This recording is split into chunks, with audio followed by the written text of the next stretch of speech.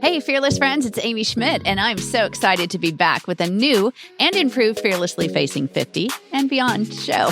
A show to inspire women to be fearless and fabulous at any age. We're going to be talking all the things, fearlessly facing those F words. You know, like fashion, finances, friendship, fitness, foods, faith, forgiveness, fads, and FOMO. We are going to be digging into those much-needed conversations and invite you to be part of the fun. Today's guest is the incredible Joshua Hardinger. I met Joshua a year ago. He is an incredible makeup artist and fine art artist here in the Sarasota area and does makeup all around the country. He actually graduated from the Ringling College of Art and Design and is a specialist for makeup on mature skin. So we are already loving this conversation. So welcome to the show, Joshua Hardinger.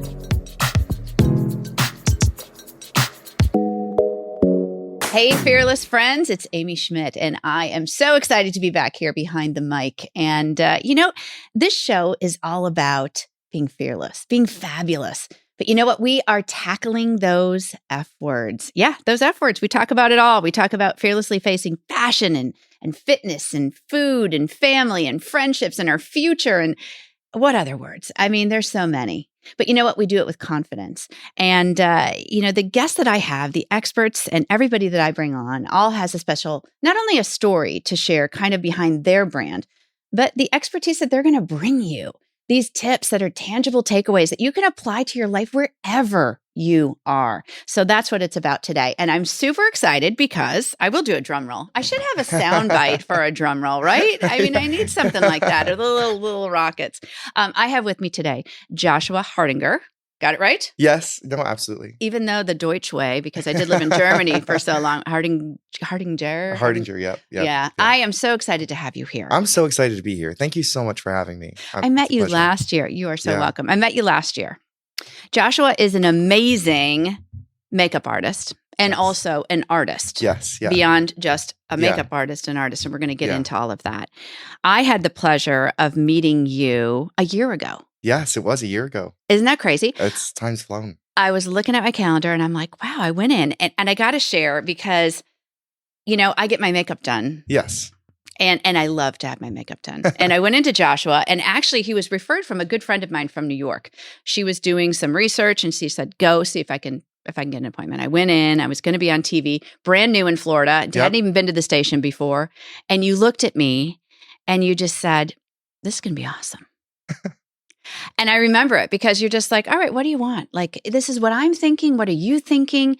But then we got deeper than that. And we started talking about really the value in life after 50. Yes. Yeah. How many women who come sit in my chair, and I specialize in mature skin. That's always been something that's mature skin. Mature skin. Yeah. Love that. It's so much more than just makeup. Yeah. It's making someone feel like them again. Yeah. And I know there's a lot that we kind of feel that we don't have, or, people come and sit down, they want a makeup lesson or they want this. And like, I've been doing my makeup the same since I've been 16 years old and I'm 60 now, or I'm 50 now. And, things have changed, and it's amazing that we can still be fabulous after 50. Yeah. It's absolutely possible. Well, and you see it every day.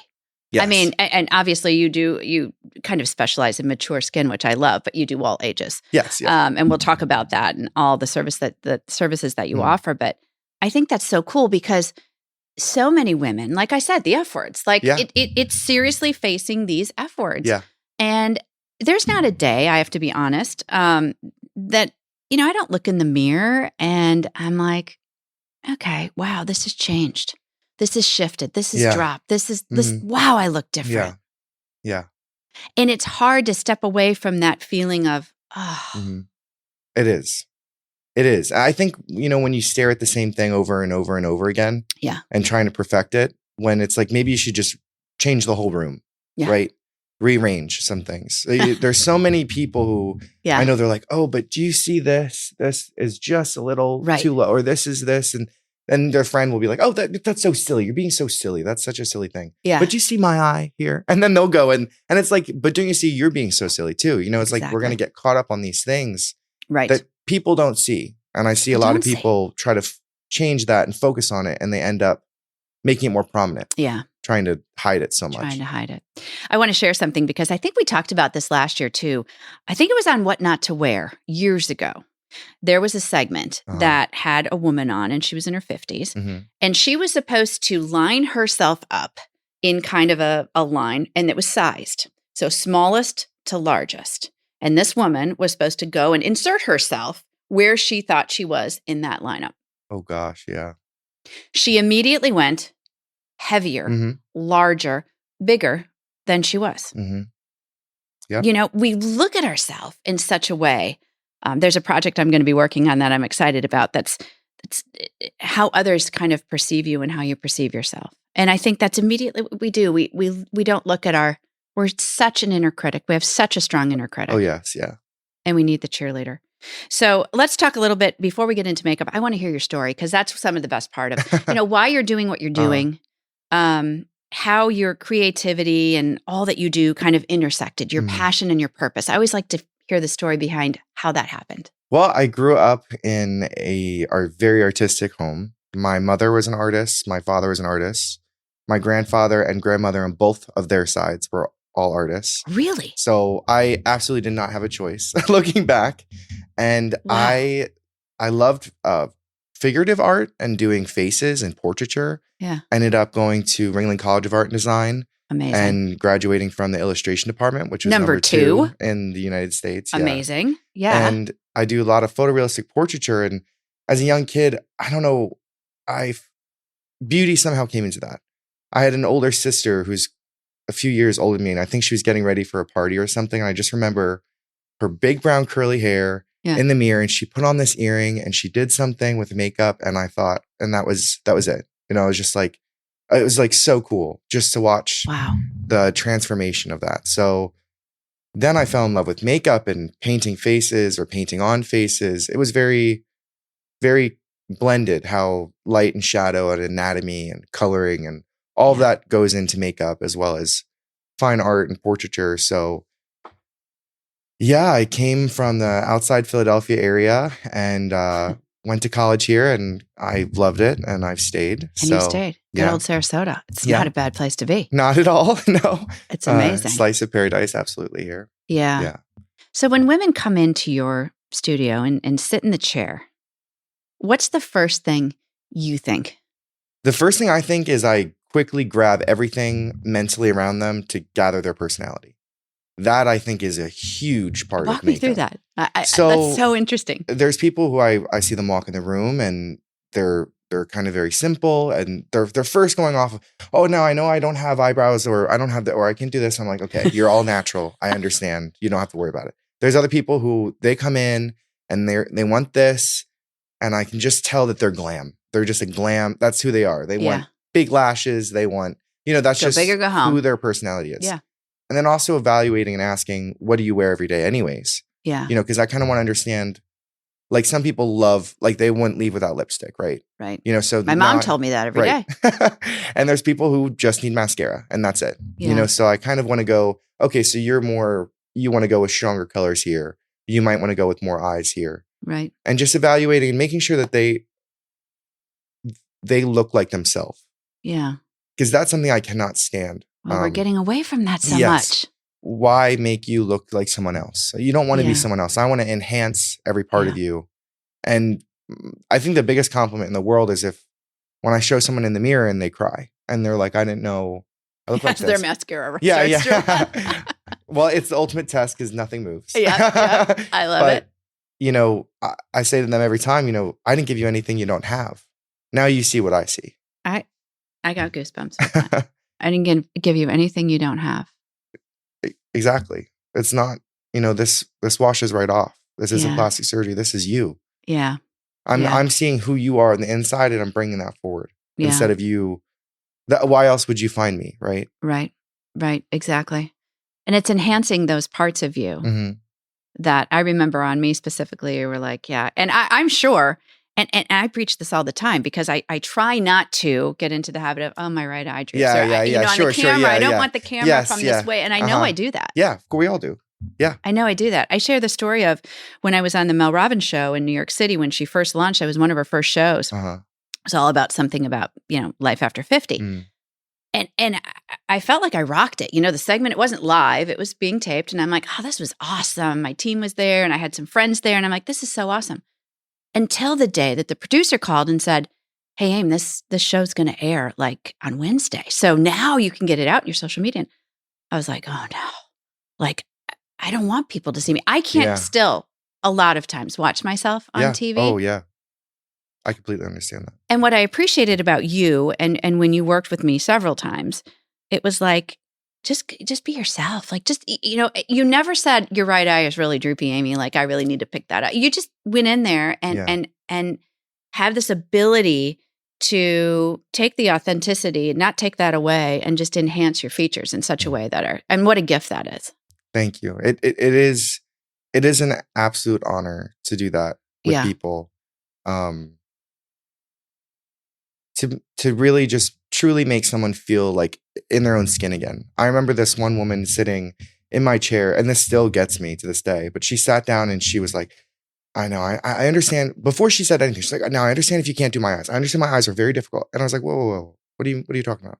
It's like, I've already in my head, I've already figured out what I'm going to do. Right. Yep. But she's like, well, I know my eyes are very difficult. And I'm like, I don't foresee any difficulties with your eyes. And I kind of was like, where's this coming from?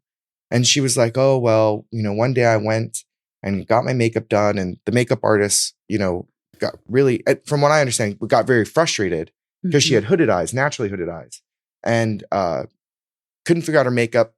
Anyways, wiped it off, gave up and said, your eyes are too difficult to her. She was 13 years old, and she was in my chair at 47, carrying that with her for 35 years. Yeah. And I did her makeup, and of course, there she's crying, I'm crying. Yeah. And I'm just like, shame on that. Exactly. Little teenager who couldn't do, maybe they were an adult, I don't know. Right. But who knows? Yeah. You know, when but in it your stays life, with you. It's true. When in it's your true. life did you stop being fabulous? Right. You know, when does that really come to a fall? When are you going to realize that you are fabulous? Yeah. You know, and I love giving that back to people. Yeah. It's like, when did you stop? Right. You know, I see it. Other people see it. Now it's your turn. It's your turn to see it. Yeah, exactly. Exactly. Oh, I think that's so great. So give me another story, because I love the stories, because women that are watching and listening will say, I don't need to get my makeup done. Like, I don't want to. I shouldn't even be wearing makeup anymore. I'm too old.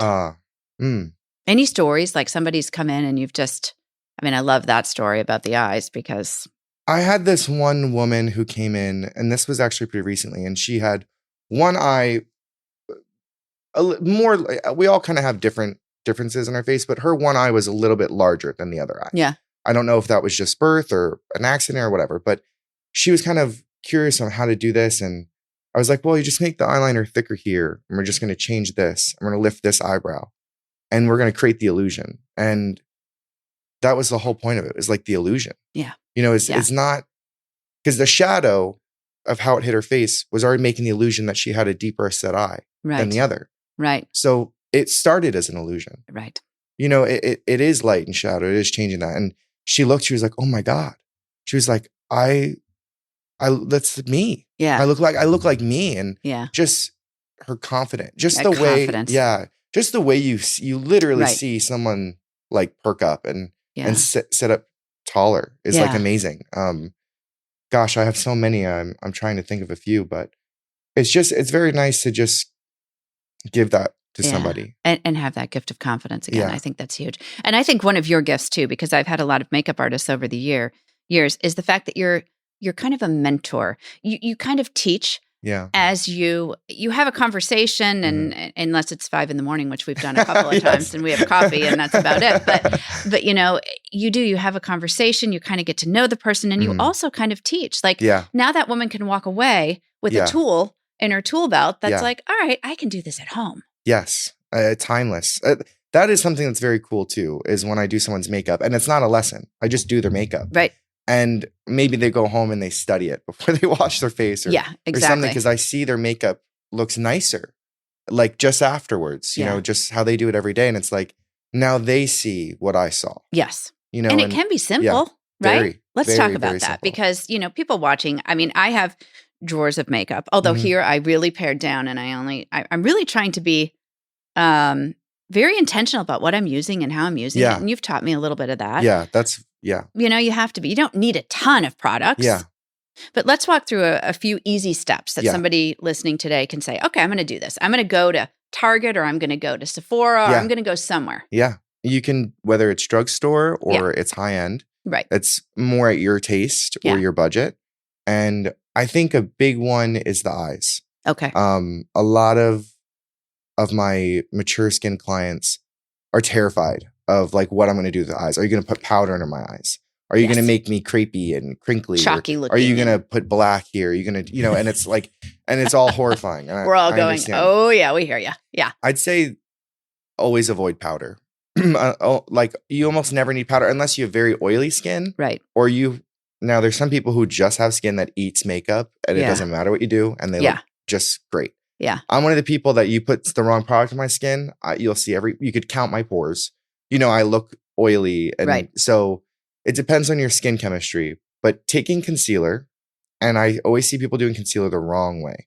And they'll take it and they'll put it right under their eye, right on the purple spot, right? Because that's what you want to cover, right? That's what you think. Yeah. No, what you want to do is never put makeup here. I would put it right here in the darkest corner of your eye. Okay. Darkest corner of your eye. Bring it down into your nose. What that's going to do is flatten this whole plane and make this plane look flat. Gets rid of the ring. It gets rid of the darkness here. The bags. Oh, wow. And you can take the tip. concealer here. Yeah. And pop it here and clean this up. Almost go at a straight line. Everything you want to do is keep at these angles. It'll lift the face. Lift it. The jawline, the cheekbone, the eye.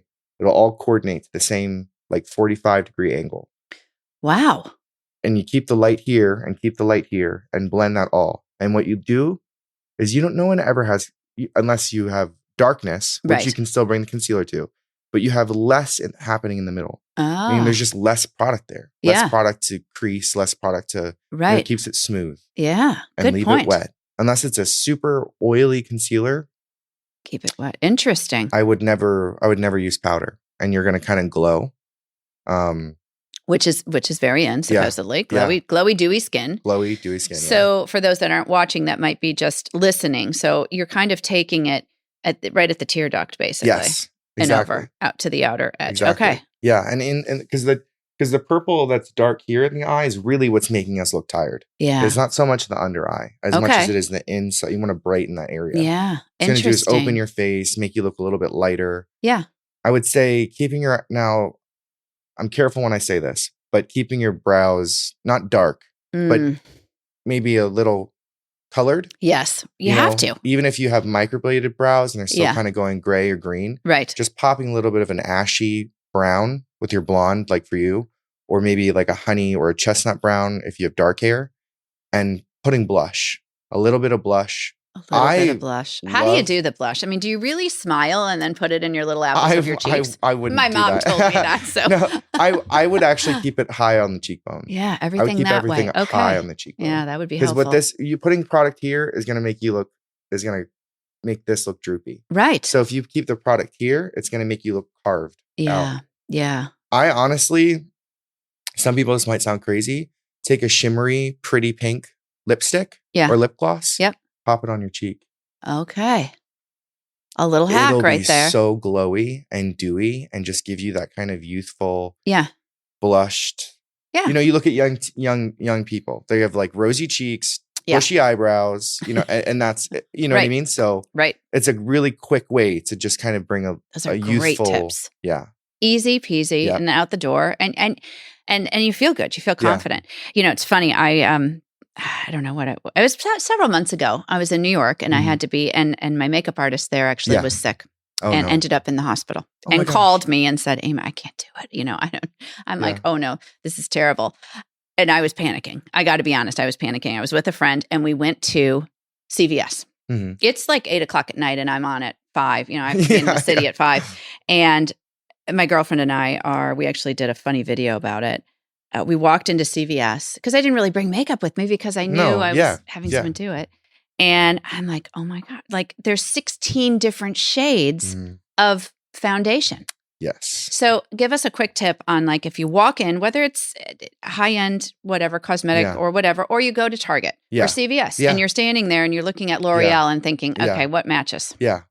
Color matching, I would say always avoid oranges. I think a lot of people, there's few people who are more bronzed, or maybe you have a self-tanner that might suit you. Right. But I think people tend to be a little bit more of like porcelain pink.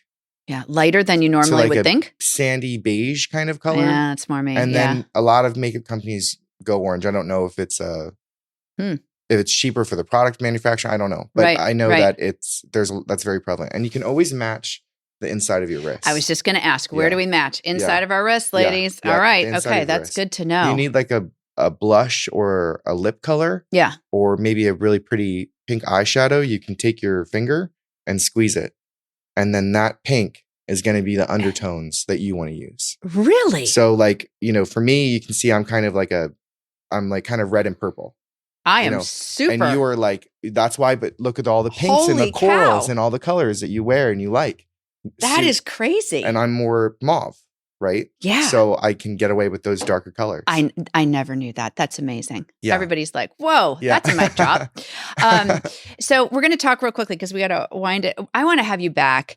And actually, I want to do something where you're actually making a couple women over. Yeah. So we're going to do that. So stay tuned for all of that because Joshua's just such a talent in so many ways. So let's talk about compliments because I brought this. And for those of you that are listening, you can't see it, but you've heard me talk about it because this Tell Me Something Good jar, I have an artist out of New York that designs these little jars for me. And I talk about the fact that so many women deflect compliments. Yes. You're standing in line at a restroom or something because I talk to everybody. I'll be like, oh, that color looks great on you. That you look so fabulous. And first of all, she'll be like, who is that crazy lady? And then she'll be like, oh, really? Because I'm 10 pounds heavier because of COVID. Or I'm, oh, really? Because I got it at TJ Maxx for $9. Mm-hmm. I mean, how many of us do that? When you give them compliments, do they simply say thank you or do they deflect too? I notice the deflection very often. And I'm very confident and sassy, maybe. Yeah. So, I remember there was this one woman in the salon and she was just sitting getting her color done. And I looked at her and she looked at me and I don't know why she was looking at me, but I know I was looking at her because her face was just so pretty. Yeah. She just had she's just a very pretty woman and an older woman and older than me. And so I walked by and we catted each other's face one more time. And I just turned to her, I said, you have such a pretty face. And me? And I was like, yes, you have such a pretty face, you. Yeah. And she was just like, oh. And I just put my hand on her shoulder. I said, you're welcome. And she was like, yes, thank you. But she wasn't going to accept that. Do you know what I mean? And I have people who do that all the time. They're like, oh, no. And it's like, no, it's like just take in that someone else thinks that you're beautiful. Oh, you have to, at some point you have to stop fighting yourself and stop fighting aging and stop fighting what it means and embrace what it is. Say that again. Stop fighting so much what you think it is, what it's going to be, and embracing what it is, what you have, and not fighting what the idea of, oh my gosh, I'm 50, I should be doing this, or I should have this accomplished, or I should have done this, I should have done this better, I should have been a better mom, whatever it is. It's like, no, you are where you are for exactly the reasons you're supposed to be, and embrace and accept that this is the version of you who it is. Because unfortunately, you stare back in the mirror, there's going to be one person staring back. Oh, exactly. You have to love that person or accept misery, I guess. Exactly. That whole compliment thing. That's why this Tell Me Something Good jar. You write down the compliment. At the end of the day, if somebody complimented you, write it down, put it in the jar. And then when you're feeling really blue one day, you pull it out and you go, wow, this is like the value I love that I'm giving to other people are recognizing this about me. Yeah. I'm pretty damn good. I agree. And, I think a lot of people do the opposite. Yeah. I know for me, I struggled a lot with like my weight and like food and other things growing up that I remember someone said something terrible about me, I'd hold on to it and it would motivate me. Yeah. Okay, I'm going to eat less. I'm going to do this because so-and-so called me fat or whatever it is. And you hold on to it. It's like getting into a different mentality of Oh, no, I loved when someone complimented me in those boots. Yeah. I'm going to wear those boots now. I'm going to wear those boots every day. It's like, own it. Own it. And be who you want to be. Powerful. Powerful. Love it. All right. Tell us where, of course, Joshua's in Sarasota, but you can be everywhere because the world of virtual is out there. That's very true. So people listening, watching today that are like, wow, because there's so much more to dig into and you have so many more tips and tricks that we will share. It's endless. And to cater to the person. Cater to the person. How can they get a hold of you? How do they reach you and what do you offer? So I do makeup application for every day, for luncheons, galas, you name it, special events, weddings. I do makeup lessons. I am currently at Anna Molinari Salon Spa and Boutique, downtown Sarasota. I also can take care of you privately, virtually. You can reach me by phone number or email. I'll put that all in the show notes. Perfect. Yeah. I have Instagram. Yeah. Beauty by HH Design, Joshua Hardinger Art. Yeah. I do it all. So, and you got a lot going on in the art world here too. Yes. Yeah. So just briefly in our last minute here, tell me about that. Well, I work with one of my great friends, Stephanie with Gray Productions. She does Art Lab, and there's going to be a featured Art Lab this weekend. So we're all very excited for that. This Saturday at Living Vogue. We're going to have all these featured artists, local artists. Wow. It's like a gallery, people breathing and dancing fire. We've had live mermaids swimming in the pool before. It's always a different theme, champagne at the door. So fun. Yeah, I work with a lot of artists and have my art featured, a few murals downtown and art that's elsewhere. Amazing. So you got it going on. Thank you. I'm so happy that our paths crossed. Me too. And I just really admire the work that you do, the gift that you give to women that come in. Yeah. And it's incredible. So please reach out to Joshua. And then our last question, which I ask everybody, is if you were sitting on the couch and you looked over and there you were at 30, what advice would you give yourself? What would you give what would you tell your younger self? I'd say let go of the little stuff and just keep killing it. Just keep moving forward. Don't overthink the little stuff or care about what anybody thinks, because it's your mind. It's your matrix, let it unfold and manifest exactly how you want it to be. You get what you focus on and focus on what you want, what you need. Love it. That's awesome. No one's ever said that before. Oh, really? In all of the episodes. There's always some overlap. Yeah. I love that. Thank you. I love everything you do, Amy. Thank you. I love the confidence and support you give to women. It's so important. I appreciate that. Well, we'll see you soon. You'll be back on. Thank you for having me. Thanks so much for listening today. We know how valuable your time is, and that's why we keep it short and sweet. Don't forget to follow us on all the socials, and you can check out all the links and resources in the show notes. Until next time, go forth and be awesome.